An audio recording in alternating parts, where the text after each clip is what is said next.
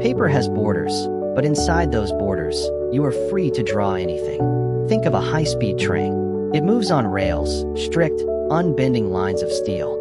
From a distance, the tracks look like limits, confining its path. Yet within those limits, the train achieves something extraordinary: speed, power, precision.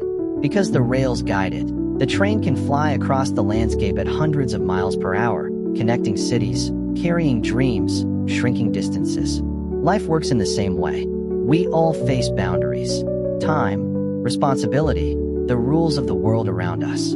At first, they can feel restrictive, like the borders of a page or the steel tracks of a train. But freedom is not the absence of limits.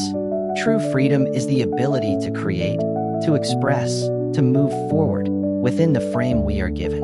When an artist sketches inside the edges of paper, the boundaries don't kill creativity, they focus it.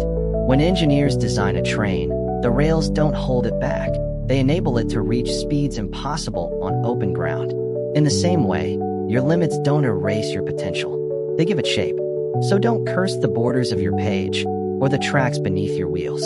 Use them.